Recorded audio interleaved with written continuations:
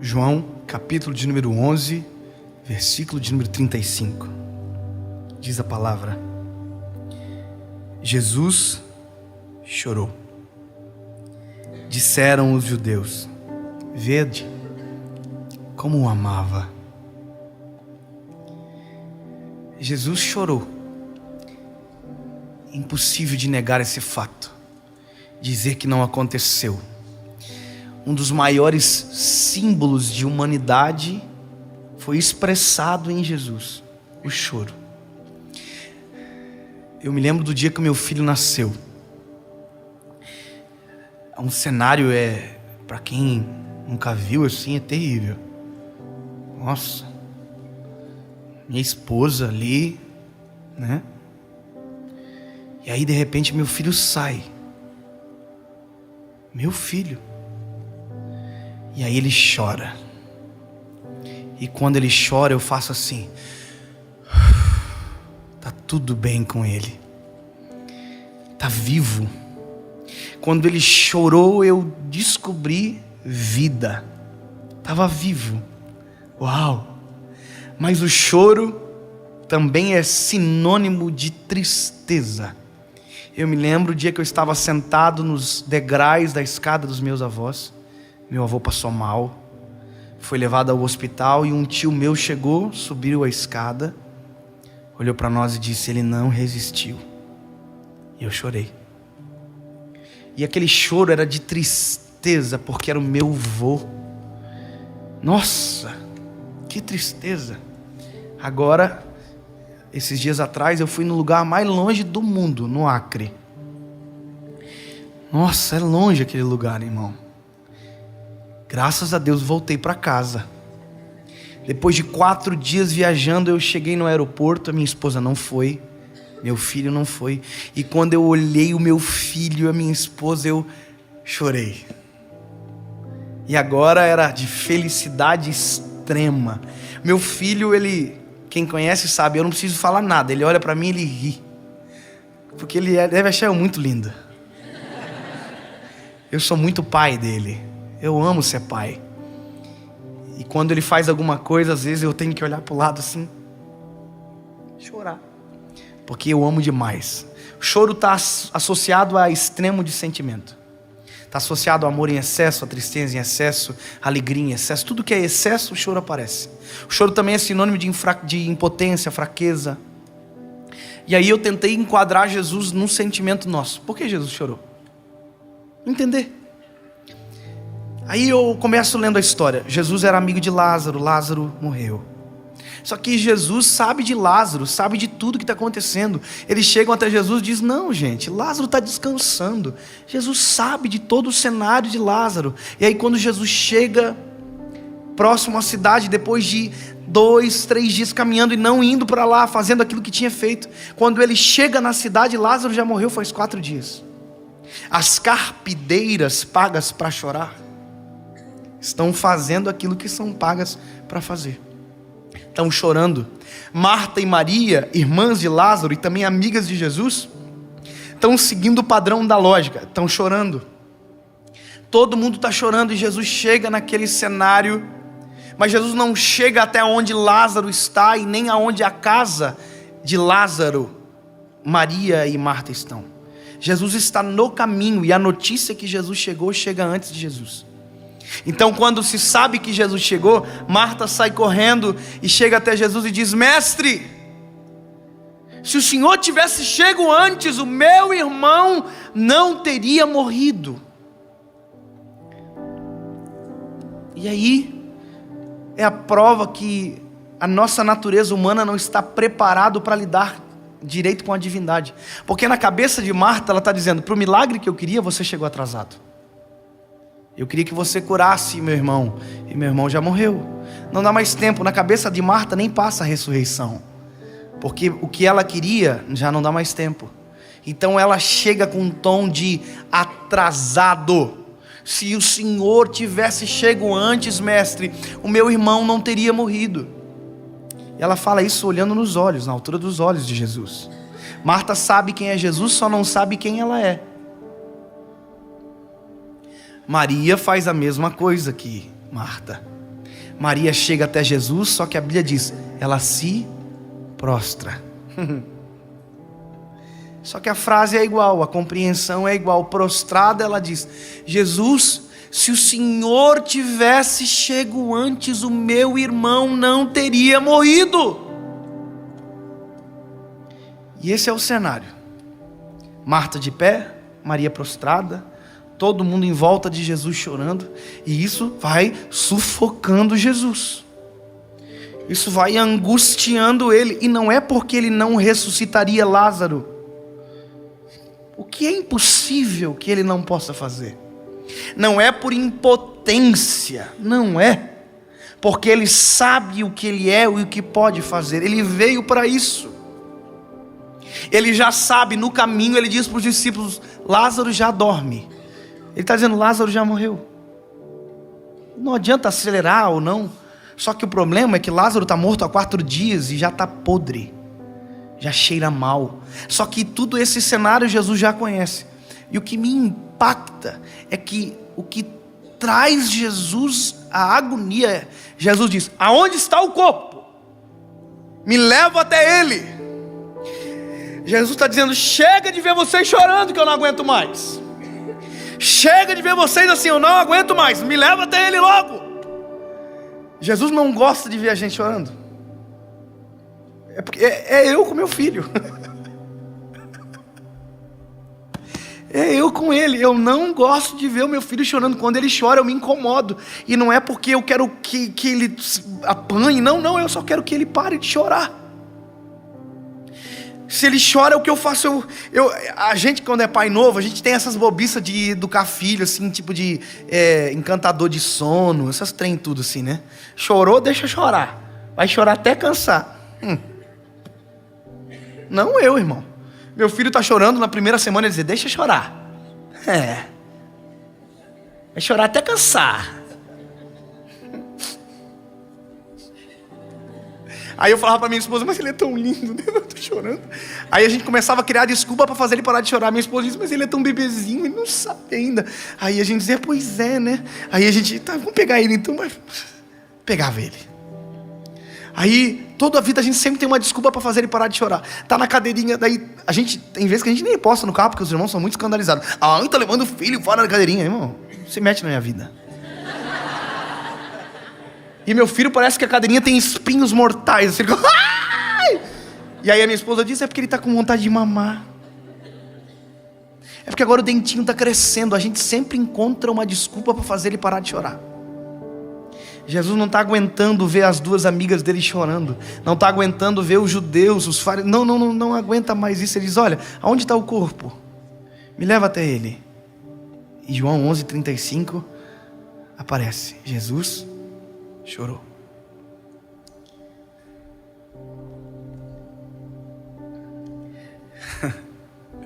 Jesus começa a chorar. Você já imaginou a cena? Quem está olhando está dizendo assim, ih! Ele se ligou que é 4 dias que o Lázaro está morto, gente. Já era, ele lembrou que está atrasado. Mas na verdade Jesus chora para fazer eles parar de chorar. Já imaginou que loucura? Eu pago um preço às vezes para o meu filho parar de chorar. Eu estou abrindo mão de uma coisa que pode ser até um pouco bom para ele agora, mas para ele parar de chorar, eu abro mão. Jesus abre mão de toda a potência, toda a segurança, toda a majestade, toda a glória, todo o louvor, e ele chora, porque não resiste. Porque o Senhor não resiste a um coração contrito e quebrantado. Aí Jesus está chorando, está todo mundo assim, aí. Não, vamos até onde ele está. Remove a pedra.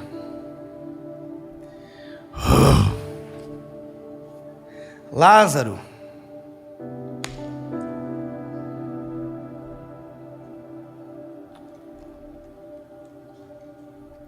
eu estava aqui chorando, Lázaro. Eu não aguento mais chorar. Vem para fora.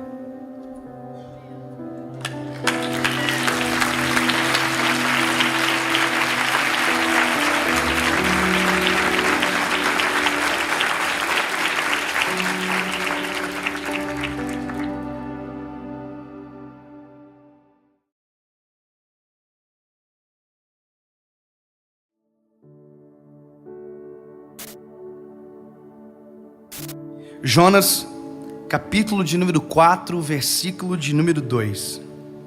E orou ao Senhor e disse: Ah, Senhor, não foi isso que eu disse, estando ainda na minha terra? Por isso me preveni, fugindo para Tarsis, pois sabia que és Deus piedoso, misericordioso, longânimo e grande em benignidade, e que te arrependes do mal. Quando eu li esse texto a primeira vez, eu falei: opa, heresia na Bíblia. Porque Números vai dizer que ele não é homem para que minta, e nem filho do homem para que se arrependa. E aqui Jonas está dizendo que Deus se arrepende. E sabe, demorou para eu assimilar algumas coisas desse texto. Se você ler a história de Jonas inteira, do capítulo 1 ao capítulo 4, você vai ver que a voz de Deus vem a Jonas para ele pregar para Nínive. Só que não é para Nínive, é contra Nínive. Deus ia destruir Nínive. Então a pregação de Jonas era dizendo: vocês vão morrer. Quer dizer, é uma pregação tensa, não é? Vocês vão morrer, em nome de Jesus, amém? Só que não tinha Jesus ainda, então era: vocês vão morrer. Deus mandou falar: vão morrer, acabou, deu. Aí a história vai dizer que havia uma rixa histórica entre Nínive e a cidade de Jonas. Então havia inimigos, eles eram inimigos. Aí eu fiquei pensando: uai, por que Jonas não quer pregar para os inimigos dizendo que Deus vai matar eles? Imagina, você tem um inimigo, não precisa imaginar, deixa que eu vou só criar aqui. Aí Deus fala assim: vou matar o seu inimigo. O que a pessoa fala? Sério? Eu vou lá avisar. Então é mais ou menos isso. Jonas tinha que dizer: vocês são meu inimigo? Posso contar uma coisa para vocês? Pode. Deus mandou dizer que vai matar vocês tudo. E eu não, porque eu sou amigo dele. E Jonas não vai. Jonas foge para Nínive. E aí a teologia vai dizer da rixa e tal e tudo mais. Só que esse versículo no último capítulo desvenda toda a história. Você já assistiu um filme que só no final você entende todo o enredo? Isso aqui é basicamente isso. É Jonas contando algo no capítulo 4 que no primeiro não contou, no segundo não contou, no terceiro não contou. Jonas está revelando no capítulo 4 uma conversa que teve no capítulo 1, mas não contou. É para deixar a gente com nó na cabeça. Jonas está dizendo: lembra que eu disse para o Senhor quando eu estava ainda na minha terra? Mas isso não está no capítulo 1, não tem essa conversa de Deus e Jonas. Então só no final você entende o porquê do início da história de Jonas, ao invés de ir para Nínive, pegar um barco e ir para Tarsis. Por que ele está fugindo? Ele está fugindo porque ele conhece Deus. Ele conhece Deus demais. Ele está dizendo: Deus, eu não vou, porque eu sei que o Senhor vai se arrepender. Quer dizer, eu vou lá, vou gastar saliva, vou pregar para os meus inimigos, vou dizer: ó, Deus vai matar vocês, e no fim o Senhor não vai matar. Quer dizer, eu vou fazer papel de trouxa. Eu vou lá e vou falar: Deus vai matar. Aí daqui a pouco o Senhor, porque é muito bonzinho, o Senhor vai dizer: ah, não vou matar mais não. Quer dizer, eu não vou fazer esse papelão, Deus. Você vai se arrepender. Só que aqui eu fiquei: meu Deus, mas Números não diz que ele não vai se arrepender.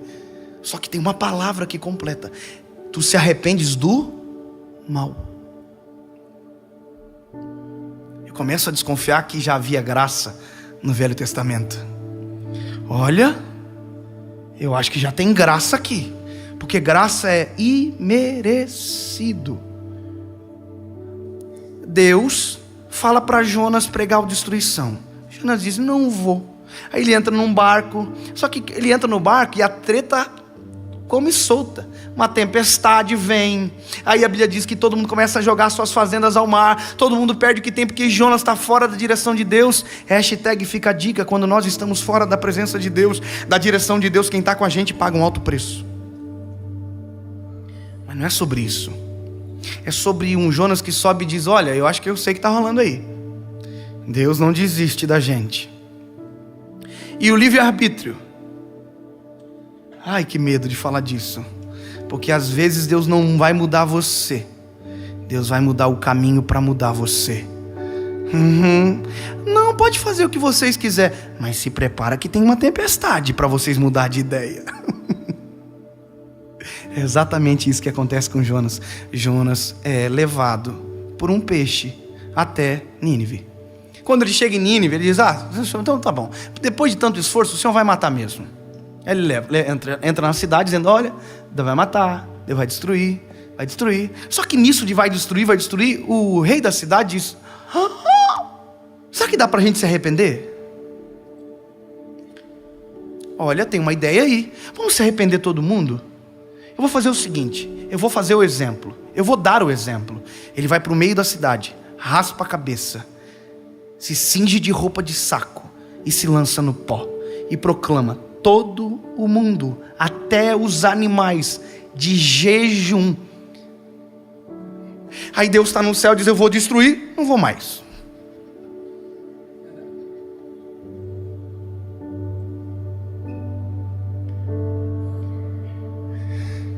A graça sempre esteve em nós. Sempre houve graça sobre nós. Sempre houve graça sobre nós. O homem que demorou para entender. A Bíblia diz que Jonas pega e diz: vamos esperar explodir tudo agora. Da onde vai vir o fogo, o Hadouken, não sei, vou esperar. E a Bíblia diz que não vem. Aí Jonas ora ao Senhor dizendo: é por isso que eu não queria vir para cá, porque o Senhor é muito bom, o Senhor é muito longânimo, o Senhor é benigno, o Senhor é insuportável. É por isso que eu não queria ter vindo para cá. Aí Jonas fica brabinho e diz: eu vou embora desse lugar aqui. Ele vai para uma montanha, chega na montanha, no morro. Aí a Bíblia diz que nasce um pé de árvore, que eu nunca sei falar o nome. Mamoneira, não, essa coisa aí. E aí nasce, faz sombra para ele, e ele ama aquilo. Aí a Bíblia diz que Deus permite que um verme vá como a raiz e a planta morre. E aí ele acorda, não tem planta, o sol está assolando ele. E ele diz: Deus, como que o Senhor faz uma coisa dessa? Aí Deus diz para ele: posso te explicar uma coisa? Você ama uma árvore que nasceu e acabou de morrer. Nasceu agora e acabou de morrer. Quanto mais eu, que vi esse povo crescer, fiz nascer, não iria mudar o meu coração. Posso te mostrar uma coisa pela palavra? Quando se trata de você, se trata do ponto fraco de Deus. Pastor, como assim ponto fraco? Isso é heresia. Ah, irmão, vai ler Bíblia. A Bíblia diz que sobretudo o Senhor não resiste. Sabe o que é isso? Eu não consigo aumentar. Um coração contrito e quebrantado. Quando você se arrepende, a graça invade você e há perdão. Deixa eu te contar uma coisa. Se alguém lançou uma sentença sobre você, aleluia, esqueça, porque se houver arrependimento, há perdão.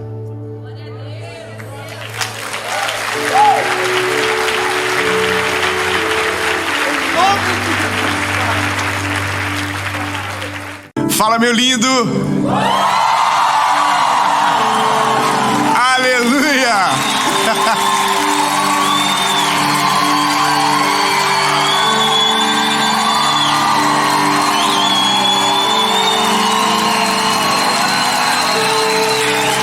Que isso, hein, papai? Eita, competição boa. Nós estamos hoje em Barcelona, na Espanha, e a série é O Mundo Afora com Jesus. Eu tenho uma palavra de Deus para você. O tema é Vai Dar Certo. Vai dar certo. Aleluia. Eu quero que você elimine as distrações todas possíveis. Guarde o teu coração, abre para a palavra, porque eu tenho certeza que você vai receber uma resposta e que isso pode mudar a sua perspectiva sobre a sua vida. Aleluia! Eu quero só te pedir um favor antes de qualquer coisa, curte o vídeo, é rapidinho, dá um likes. Quando você faz isso, o YouTube entende que é um conteúdo relevante e manda para mais pessoas, e o nosso objetivo é que a mensagem alcance o máximo de pessoas possível. Quanto mais, melhor. Então já curte rapidinho. Se você ainda não é inscrito no canal, se inscreve, ativa o sininho. Toda segunda-feira, 4 anos sem falhar, tem uma palavra de Deus para você por aqui. Amém? Vamos fazer o seguinte, vamos pro vídeo.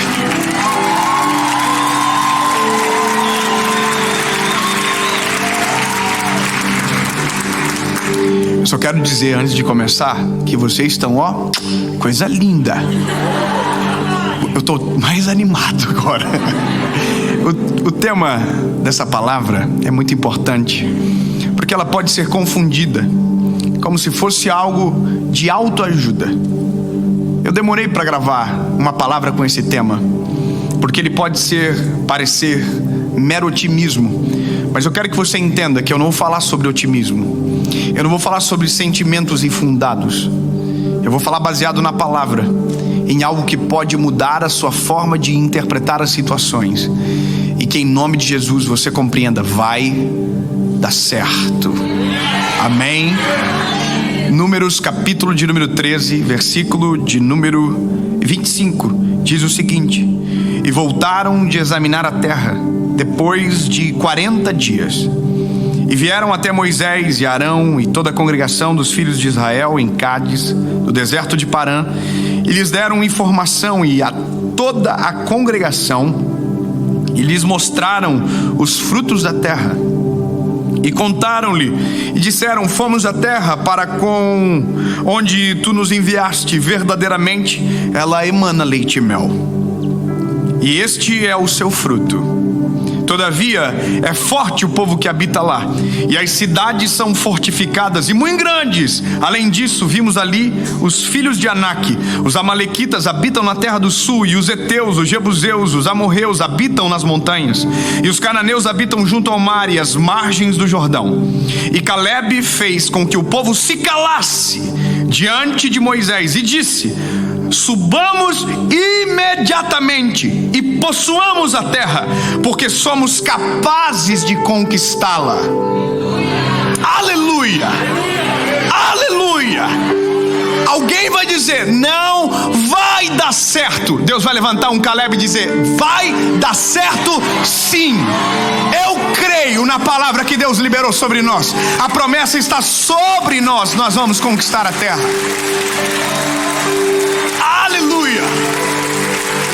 Eu vou te dizer, o mundo confunde um pouco do que é fé com a realidade do que nós chamamos de meramente otimistas. Eu já vou te dizer uma coisa que eu vou antecipar. Alguém vai dizer: nossa, isso aí é receitinha de bolo, aonde alguém vai dizer 3 passos para acreditar. Não, esquece, fica. Entenda que a palavra de Deus, ela é manual de sobrevivência na eternidade, ou de acesso à eternidade, mas é manual de sobrevivência na terra. Tem gente que vai conquistar a eternidade. Aliás, Jesus pagou o preço, a conquista não é dela, mas ela vai viver uma vida inteira miserável, porque aqui foi refém do que os outros falaram, aqui foi refém de opiniões. Agora, quando nós olhamos para a palavra e entendemos que ela é um manual para a eternidade, um manual para agora, eu consigo olhar para todos os cenários e ter uma resposta clara sobre aquilo que Deus tem e o que Ele pode fazer. Quando eu vou pregar uma mensagem, quando eu sento na frente desse microfone para gravar uma série, algumas coisas passam pela minha cabeça, as que me trazem aqui e as que me fazem permanecer nesse lugar. As que me trazem, obviamente, a primeira é a ordem de Deus. Deus deu uma ordem, esse é um projeto que não é meu, está para além de mim. Mas a segunda coisa são as perguntas que eu recebo, são as demandas que os meus olhos percebem. E uma das coisas que eu vejo, e esse tempo está muito ativo, é que as pesquisas estão dominando as nossas decisões muito mais do que a palavra que Deus liberou sobre nós. Tem muita gente que está lastreando o coração, a decisão, a família, naquilo que a imprensa diz, naquilo que a mídia conta, naquilo que estão informando, nas informações. Eu não estou falando de viés político, eu estou falando de dados que às vezes nos constrangem a não acreditar que na nossa vez pode ser diferente. Que quando Deus está no negócio é diferente. A nossa dificuldade é distinguir quando é Deus e quando é a nossa voz interior. Então entenda, quando eu olho para o cenário de agora, meu irmão, se a gente olhar para tudo que o mundo está vivendo, é desesperador. Nós acabamos de passar uma pandemia de 2 anos, e a pandemia sequer acabou ainda, ela está no final, mas entenda, ainda estamos de máscara, pelo menos em alguns países do mundo. Vocês ainda estão de máscara. Então parece que acabou, de repente volta, aí parece que acabou, e aí você vê, meu Deus, parece que não acaba nunca mais. Só que eu quero que você compreenda que o mundo não vai mudar, isso só vai aumentar, cada vez outra crise, outra tragédia. Não sei se você percebe, mas os calendários de tragédia no mundo se repetem. Uma enchente, um terremoto, uma tempestade. O mundo é cíclico, parece que as coisas se repetem. Então, se você olhar para tudo que está acontecendo, você desiste. Você não acredita no plano de Deus para você. Você olha para o cenário à tua volta e você diz, é impossível acontecer. Você olha para aquilo que os teus olhos te contam e você diz, não dá. Principalmente quando aquilo que Deus revela sobre nós é algo muito grande. E o nosso Deus é um Deus de coisas grandes. Eu vou repetir para você nunca mais esquecer o Deus que você serve. É um Deus de coisas grandes, que usa coisas pequenas como eu e você para viver o sobrenatural, o extraordinário, cujo qual o endereço é somente o que Deus sabe sobre nós. Quando confiamos em Deus de maneira plena, acessamos o plano perfeito, o plano extraordinário, aquilo que é inatingível para a nossa criatividade, para a nossa imaginação. Olha, a promessa de Deus para esse povo que nós lemos era a terra que emana leite e mel. Deus está dizendo para o povo, eu estou tirando vocês da escravidão e o que eu tenho para vocês é uma terra que emana leite e mel. Vocês podem até não chegar lá, mas a terra emana leite e mel. Eu não estou mentindo sobre o endereço. A terra emana leite e mel, e esse é o lugar de vocês. Vocês podem até não querer, mas é isso que eu tenho para vocês. Eu quero que você entenda, bebê, acredita no que eu vou te dizer. Você pode até não querer, mas o que Deus tem para você é extraordinário. Você pode até não acreditar, mas o que Deus está falando é verdade. Você pode até não viver, mas estava preparado para você. Foi você que não quis, ou as suas decisões não te deixaram. Então está na hora de nós começarmos a prestar mais atenção nas palavras de Deus do que nas notícias à nossa volta. Está na hora de nós pensarmos mais no que Deus está dizendo do que nas contrariedades que nos cercam. Olha, o povo recebeu uma promessa. A promessa é, vocês vão para a terra que emana leite e mel. Maravilhoso. Aí a Bíblia diz que chega um determinado momento que eles estão próximos da terra. Eles estão a quando? Próximo da terra. Ou seja, eles já caminharam o suficiente, eles já andaram o suficiente, eles já viveram uma parte do processo que era necessário. Então a Bíblia diz que Moisés e Arão mandam espias à terra, e os espias vão para olhar de longe, para ver a terra que eles entrariam, cujo qual era o alvo da promessa que Deus havia mandado. E aí eles vão, e quando eles vão à terra, eles têm uma perspectiva sobre o que vem. E o que eles veem é, os inimigos são fortes, os frutos são maravilhosos, a terra emana leite e mel, mas os inimigos são grandiosos, são numerosos, assustadores. Tem inimigos nas montanhas, inimigos nas planícies, não tem como nos conquistar. Entende que essa é a lógica, e essa é a lógica de muitos de nós. Quando Deus nos derrama sobre nós um plano extraordinário, nós aplicamos ao plano extraordinário a nossa lógica, e com os nossos olhos nós medimos os termômetros, e a gente olha e diz, é impossível isso dar certo, é impossível isso acontecer, não tem como, não comigo, não na minha história, porque os nossos olhos revelam sim a verdade, a realidade nua e crua, e o que Deus está revelando, o que Deus fala é promessa. Só que a Bíblia diz que Deus é fiel para cumprir tudo aquilo que prometeu. Portanto, se Ele prometeu, acontece. Se Ele falou, vai acontecer. Então o fato de os nossos olhos não ver não significa que o cenário não está preparado à nossa frente. Agora, entenda, os espias da terra olham aquilo tudo e eles começam a olhar, e quando eles olham, eles começam a esquecer do que Deus havia dito lá atrás. Eu vou falar algo que é importante você saber. Quando os nossos olhos dominam a nossa história mais do que as palavras de Deus sobre nós, você será tentado a desistir, abandonar e esquecer. Sabe, você será desmotivado, enfraquecido. Mas quando você começa a deixar que as vozes, sabe, a voz de Deus domine o teu coração. Eu vou repetir. Quando você deixa que ao invés do que os teus olhos veem, em detrimento do que a voz de Deus está dizendo, quando você esquece, você vai acabar em cinzas, infelizmente. Não tem como fazer. E a gente vai ter amigos que vão olhar pra gente e vão dizer: isso vai dar tudo errado. Eu confesso que na minha história eu tenho muitos exemplos, e provavelmente você também tem na sua. Eu não quero falar sobre a minha, eu quero falar sobre a Bíblia. Eu quero falar sobre esse texto em especial hoje. Esse texto é: os espias voltam, tá todo o povo esperando ansiosamente. Eles estão ansiosamente esperando a visão dos espias para dizer sobre a terra que eles estavam prestes a conquistar. E quando os espias chegam, eles dizem o que eles viram, mas não lembram da promessa que receberam. Você nunca mais vai esquecer disso. Todas as vezes que os nossos olhos governam as nossas decisões, mais do que a vontade de Deus sobre nós, nós iremos fracassar, porque os nossos olhos são limitados. Porém, todavia, quando a promessa de Deus domina as nossas decisões, os nossos olhos ficarão confusos por um tempo, mas muito em breve verão o agir do Senhor sobre nós.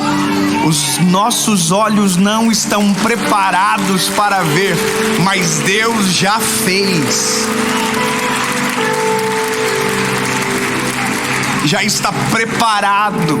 Portanto, fechem-se os olhos, abram-se os ouvidos e diga: Jesus, me lembra das tuas promessas, me lembra dos teus planos extraordinários, me faz lembrar dos teus feitos, me faz lembrar, Jesus, porque a tua voz é mais poderosa do que aquilo que os meus olhos enxergam.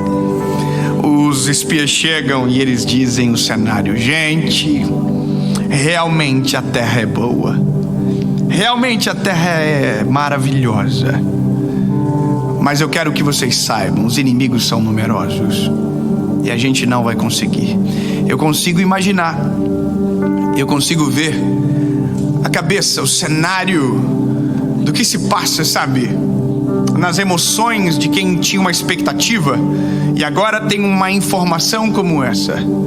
Parece que eu vejo o semblante caindo do povo, as pessoas desanimando com aquilo que estavam ouvindo. É igual quando alguém decide que vai casar e as histórias à volta são as piores. Alguém diz o divórcio, o casamento acaba, e aí parece que os olhos da gente, os nossos semblantes caem. Você diz: eu vou empreender, e alguém diz: pois é, mas tantas empresas faliram esse ano. Então você toma uma decisão e você diz: eu vou servir a Jesus, e alguém diz: bom, mas olha a igreja. As pessoas tentam roubar de nós a nossa fé. E quando a gente diz que isso é fé, alguém diz: não, isso é otimismo. Não, bebê, otimismo é acreditar sozinho naquilo que talvez pode acontecer. Fé é acreditar baseado na palavra de Deus sobre nós. Mesmo quando os nossos olhos não enxergam, a nossa fé contempla. Quem tem fé enxerga cenários aonde ninguém contempla absolutamente nada. Quem tem fé vê a calmaria no meio da tempestade. Quem tem fé vê possibilidade no mar fechado à frente. Quem tem fé vive o extraordinário. É exatamente assim que a vida funciona, infelizmente. Então entenda, ser otimista não muda nada. Agora ter fé muda tudo. A palavra é mais importante. Aí o povo desce meio triste quando aqueles espias estão falando. Um rapaz chamado Caleb. Caleb é maravilhoso. Caleb, ele é sinistro. Caleb diz: cala a boca. Em algum momento alguém vai ter que chegar na tua vida e dizer: cala a boca. Cala a boca todo mundo que está dizendo que vai dar errado. Cala a boca todo mundo que não está acreditando na promessa de Deus sobre você. Cala a boca todo mundo que não consegue enxergar aquilo que os olhos da fé contemplam. Cala a boca todo mundo e contemplem, porque vai acontecer. A palavra de Deus é mais poderosa do que os inimigos que estão lá naquele lado. A palavra de Deus é mais poderosa e nós estamos aptos, preparados para conquistar a terra que Deus separou para nós. A decisão é: subamos e conquistamos a terra, porque vai dar certo. vai dar certo, vai dar certo.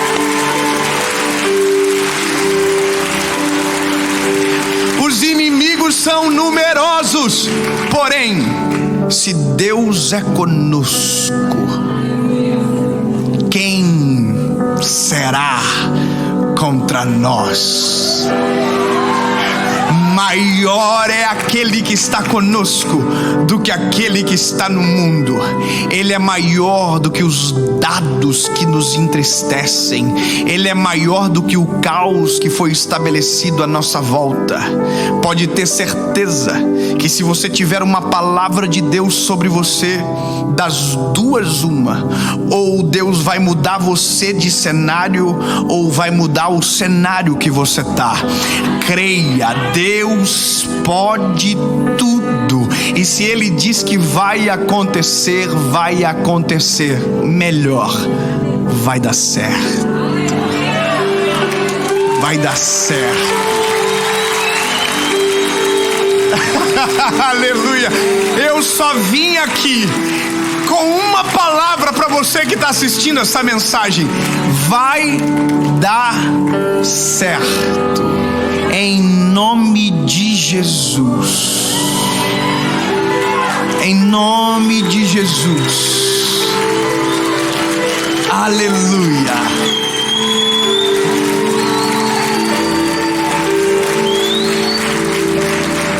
Aleluia. Nós vamos orar agora. E essa é a última parte. Nicolas, confere se a câmera está gravando. Tá gravando? Porque eu não vi mais a luz vermelha de repente e eu me desesperei. Você vê, glória a Jesus. A gente nunca voltou uma gravação.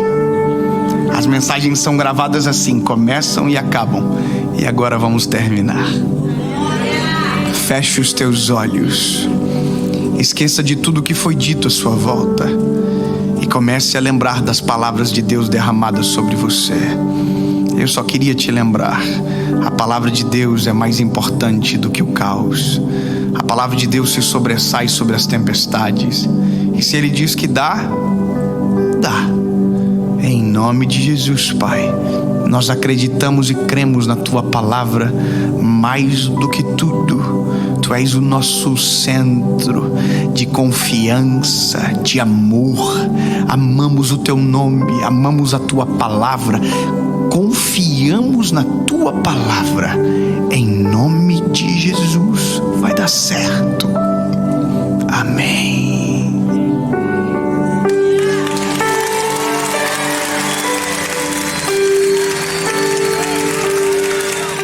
Gente, hoje é o último dia da nossa turnê aqui na Europa. A gente está em Barcelona. Eu tô com o meu coração dividido por duas coisas. Uma, porque tá acabando a turnê e foi um período maravilhoso que nós vivemos aqui, o que Deus fez.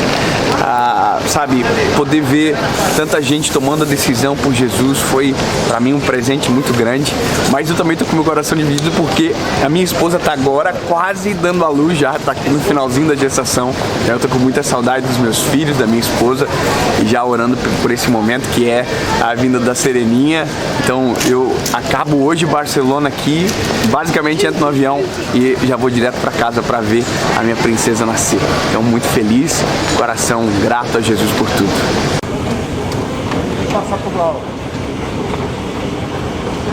Ó, comprando flor pra Paulinha porque não vou chegar de mão vazia, né? Amém, Douglas? São 10 dias.